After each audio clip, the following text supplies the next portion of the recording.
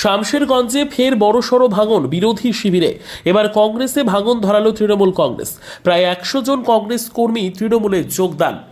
যত ভোট এগিয়ে আসছে ততই শক্তিশালী হচ্ছে শামশেরগঞ্জের তৃণমূল কংগ্রেস দল। 2026-এর ভোটকে সামনে রেখে মাঠে নেমে পড়েছেন বিধায়ক আমিরুল ইসলাম। 1 ইঞ্চি জমি ছাড়তে নারাজ তিনি। তাই তিনি সকাল বিকেল রাত ঝড় বৃষ্টিকে তোয়াক্কা না করে সর্বদাই জনসংযোগ বাড়িয়ে চলেছেন। আর এর মধ্যেই শুক্রবার সকালে শামশেরগঞ্জের এমএলএ আমিরুল ইসলামের নিজস্ব বাসভবনে বিধায়কের হাত থেকে পতাকা ধরে তৃণমূল কংগ্রেসে যোগদান করলেন শামশেরগঞ্জের বোগদাদনগর গ্রাম পঞ্চায়েতের চকসাপুর গ্রামের 125 নম্বর বুথের প্রায় 100 জন কংগ্রেস কর্মী। এদিন তৃণমূল কংগ্রেসের পতাকা হাতে তুলে দিয়ে দলে স্বাগত জানান বিধায়ক আমিরুল ইসলাম। সাম্প্রদায়িকতার বিরুদ্ধে যে তৃণমূলের লড়াই ও তৃণমূল কংগ্রেসের উন্নয়নে সামিল হতে যোগদান বলে জানান যোগদানকারীরা। যোগদান পর্বে উপস্থিত ছিলেন বোগদাদনগর গ্রাম পঞ্চায়েতের প্রধানের প্রতিনিধি নওশাদ আলী থেকে শুরু করে সমস্ত নেতৃত্বরা। যুবনেতা রাহুল বলেন, আমরা ধর্মের ভেদাভেদ চাই না, বিভেদ নয়, ঐক্য চাই। এটা তো ট্রেলার হলো, আর কয়েকদিনের মধ্যে আপনারা দেখতে পাবেন কংগ্রেস ও সিটু নেতা যোগদান করবে। আজকে আমাদের যে পশ্চিমবঙ্গ যে একটা ভ্রাতৃত্বের সংকটে, আমাদের ধর্ম নিরপেক্ষতা যে অস্তিত্বের সংকটে, সেখানে আমরা একমাত্র লড়াকু নেত্রী যে আমাদের ভ্রাতৃত্বকে বজায় রাখতে পারে, ঐক্য বজায় রাখতে পারে, সেটা দেখছি আমরা যে মমতা ব্যানার্জি।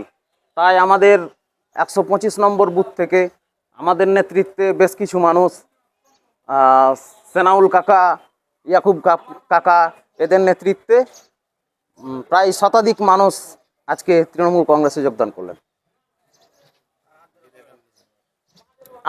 আমিরুল ইসলামের হাত ধরে, আমাদের বিধায়ক আমিরুল ইসলামের হাত ধরে।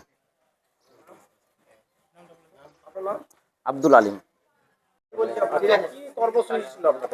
আমাদের কর্মসূচি ছিল কংগ্রেস ছেড়ে তৃণমূলে যোগদান করা। আমাদের মমতা ব্যানার্জির উন্নতি বা বিভিন্ন ধরনের কর্মযজ্ঞ দেখে এইসব দেখে আমরা এলাম। আমরা সম্ভবত এমনিতেই আমার বন্ধু আমিরুল ইসলাম মহাশয়ের অনুপ্রেরণায়, প্রচেষ্টায় আমার সঙ্গে প্রায় যোগাযোগ থাকে, তার অনুপ্রেরণাতে আমরা আসা। আমাদের প্রায় 150 অধিক। 125 নম্বর বুথ, চকসাপুর। আমার নাম মোহাম্মদ মোজাম্মেল হক। আমাদের বোগদাদনগর অঞ্চলের যে 125 নম্বর বুথ চকসাপুর, আর সেখান থেকে সৌখানেক কর্মী, আমাদের মিঠুন, সাদ্দাম, রাহুল, কালাম মাস্টার, আসিফ, ইকবাল, নওশাদ, সাদেবান সাহেব, আলিম, স্বপন, এদের নেতৃত্বে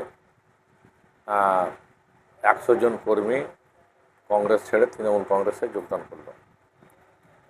আমরা তাদেরকে সাদরে গ্রহণ করছি। বর্তমান যে রাজনৈতিক পরিস্থিতি, যে আমাদের কাছে সাম্প্রদায়িকতা বড় বিপদ।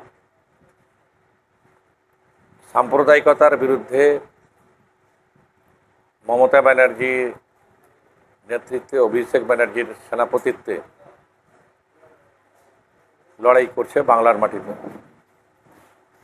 এই লড়াইকে আরও তীব্র থেকে তীব্রতর করার জন্য, সংগঠিত করার জন্য তারা কংগ্রেস ছেড়ে তৃণমূল কংগ্রেসে যোগদান করবে। তারা বুঝতে পারছে যে বাংলার মাটিতে বা ভারতবর্ষের মাটিতে তৃণমূল কংগ্রেস বিজেপির বিরুদ্ধে যে লড়াইটা লড়ছে, সেই লড়াইটাকে আরও শক্তিশালী করতে হলে মমতা ব্যানার্জির হাতকে শক্তিশালী করতে হবে। এখানে অধীর চৌধুরী কংগ্রেসের নেতৃত্ব দেয়। সে চাই না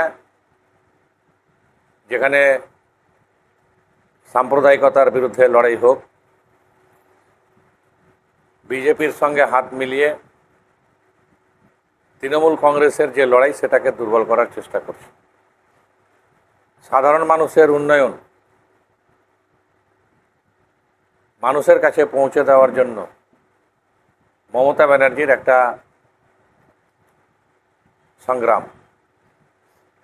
এলাকার উন্নয়ন, সাধারণ মানুষের উন্নয়ন যেভাবে মামাটি মানুষের সরকারের নেত্রী মুখ্যমন্ত্রী মমতা বন্দ্যোপাধ্যায় করছে, সেই উন্নয়নটাকে মানুষের কাছে পৌঁছে দেওয়ার যে প্রয়োজনীয়তা, সেটাকে তুলে ধরার যে প্রয়োজনীয়তা, সেই লক্ষ্যে তারা আগামী দিনে কাজ করতে চায়। আজকে আমরা তাদের সকলকেই সাদরে গ্রহণ করছি, তাদেরকে আন্তরিকভাবে অভিনন্দন করছি, ধন্যবাদ জ্ঞাপন করছি তৃণমূল কংগ্রেসে যোগদান করার জন্য।